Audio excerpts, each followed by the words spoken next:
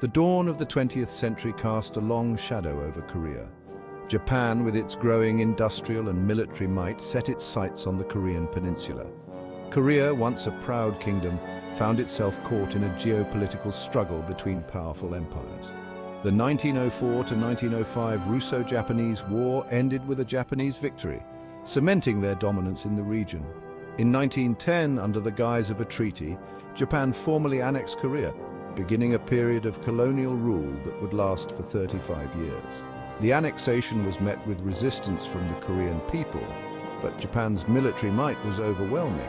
Korea, once a land of its own distinct culture and identity, was forcibly integrated into the Japanese Empire. The Korean language was suppressed, replaced by Japanese in schools and government. Traditional customs and practices were discouraged, seen as backwards by the Japanese colonizers. Korea's journey towards modernization would be a painful one, marked by oppression and the struggle for self-determination. Life under Japanese rule was harsh for the Korean people. The occupation, which lasted from 1910 to 1945, brought about significant changes that deeply affected every aspect of Korean society. Koreans were treated as second-class citizens in their own land. They faced discrimination and were often denied basic rights and opportunities that were readily available to the Japanese settlers. The Japanese government controlled all aspects of Korean life, from education and language to the economy. This control was part of a broader strategy to assimilate Koreans into Japanese culture and erase their national identity. Farmers, the backbone of Korean society, were often forced to grow rice for export to Japan, leading to widespread shortages and hunger in Korea itself. This exploitation of agricultural resources caused immense suffering among the rural population. Korean businesses and industries were stifled, unable to compete with their Japanese counterparts. The economic policies favored Japanese enterprises, leaving Korean entrepreneurs struggling to survive. Education was geared towards erasing Korean identity and instilling Japanese values. Schools were used as tools of indoctrination, where Korean children were taught to revere the Japanese emperor and adopt Japanese customs. Students were taught Japanese history and language, forced to adopt Japanese names. This was a deliberate attempt to strip away their Korean heritage and replace it with a Japanese identity. Traditional Korean culture, from music and literature to even clothing, was suppressed. Cultural expressions that were uniquely Korean were banned or heavily censored, making it difficult for Koreans to preserve their cultural heritage. Many Koreans were forced into labor, working in mines and factories under brutal conditions. These laborers faced long hours, dangerous work environments, and little to no compensation for their efforts. The Japanese military presence was ever present, a constant reminder of the lack of freedom. Soldiers patrolled the streets, enforcing strict laws and quelling any signs of dissent with harsh punishments. Yet, even under the weight of oppression, the spirit of Korea endured. The Korean people found ways to resist and preserve their identity, often in subtle and covert ways. Resistance, though often hidden, simmered beneath the surface, waiting for the opportunity to ignite. Underground movements and secret societies worked tirelessly to oppose Japanese rule, keeping the hope of freedom alive for future generations. Despite the brutal realities of Japanese occupation, the spirit of Korean resistance never truly died. Underground newspapers and organizations kept the flame of independence alive, distributing anti-Japanese pamphlets and organizing protests. Religious leaders and intellectuals became focal points for dissent, their teachings and writings inspiring hope for a free Korea. On March 1st, 1919, this simmering resentment boiled over into open defiance. Inspired by Woodrow Wilson's call for self-determination, Korean activists organized a nationwide peaceful protest. The March 1st movement, as it came to be known, saw millions of Koreans take to the streets, waving the Korean flag, which was forbidden by the Japanese, and demanding independence. The Japanese response was swift and brutal, with thousands killed or imprisoned. However, the March 1st movement was a turning point. It showed the world that Korea's desire for freedom was not easily extinguished. It also led to the formation of the Korean Provisional Government in exile in Shanghai. Section 4. A nation divided, the price of liberation. After 35 long years, the nightmare of Japanese occupation finally came to an end in 1945, not through Korean liberation, but as a consequence of Japan's defeat in World War II. The end of the war brought a wave of relief and hope to the Korean people, who had endured immense suffering and oppression under Japanese rule. However, this newfound freedom was not without its complications and challenges. However, Korea's liberation did not bring the peace and unity its people had yearned for.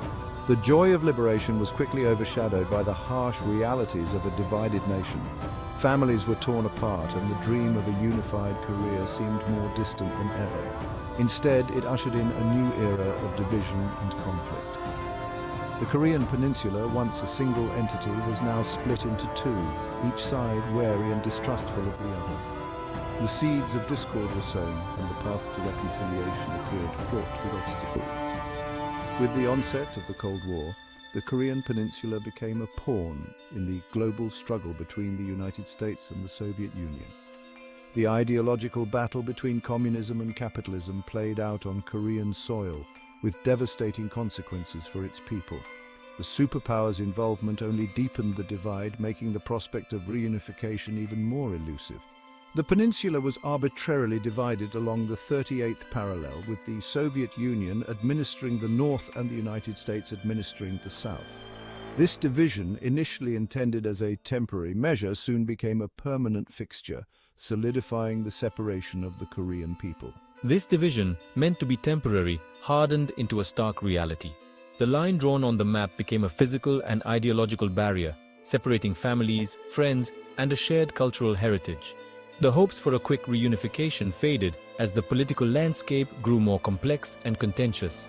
Two separate governments emerged, each claiming to represent the entire Korean nation. In the north, the Soviet-backed regime sought to establish a communist state, while in the south, the American-supported government aimed to create a capitalist democracy. The ideological rift between the two sides widened, making cooperation and dialogue increasingly difficult.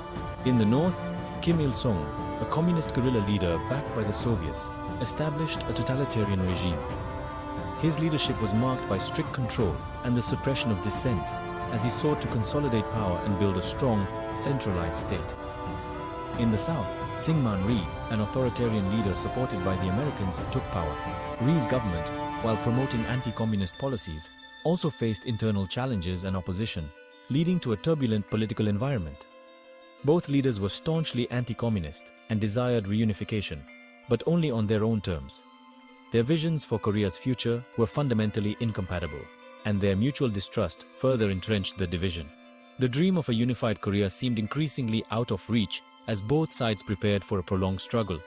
This division, a product of Cold War geopolitics, would have devastating consequences for Korea, leading to a devastating conflict that would solidify the division of the peninsula for decades to come.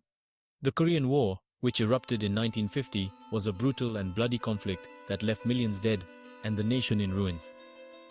The war's aftermath only deepened the divide, creating a legacy of bitterness and hostility that persists to this day.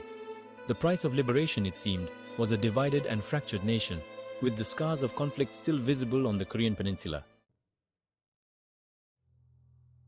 Section 5. The Korean War, a Peninsula. Ablaze, the Korean War stands as one of the most devastating conflicts of the 20th century, a brutal reminder of the intense ideological battles that characterized the Cold War era. The long-simmering tensions on the Korean peninsula finally erupted into full-blown war on June 25, 1950. This date marked the beginning of a conflict that would reshape the region and have lasting global implications. North Korean forces, armed with Soviet tanks and weaponry, launched a surprise attack across the 38th parallel, aiming to unify the peninsula by force under communist rule. The invasion was meticulously planned and executed with the intent to swiftly overpower the South Korean defenses. The invasion sparked international outcry and drew the United States and its allies into a conflict that would become a proxy war in the broader Cold War. This was not just a regional conflict, but a significant flashpoint in the global struggle between communism and democracy. The United Nations, with the United States at the helm, condemned the invasion and sent troops to support South Korea. This marked one of the first major military actions undertaken by the UN, setting a precedent for future international interventions. The Korean War was a brutal conflict marked by fierce fighting, massive casualties, and widespread destruction. Cities were reduced to rubble, and the civilian population suffered immensely. caught in the crossfire of a war that seemed to have no end. The North Korean army, initially successful, pushed deep into the south, capturing the capital city of Seoul. This early success emboldened the North, but it also galvanized the international community to respond with greater force. However, the UN forces, bolstered by American air power, eventually pushed back, driving the North Koreans back across the 38th parallel. The tide of the war began to turn as the superior resources and coordination of the UN forces came into play. The war raged on for 3 years, with neither side able to achieve a decisive victory. The conflict became a grueling war of attrition, with both sides suffering heavy losses and making little territorial gain. The conflict finally ended in a stalemate in 1953, with an armistice agreement signed, but no formal peace treaty ever established.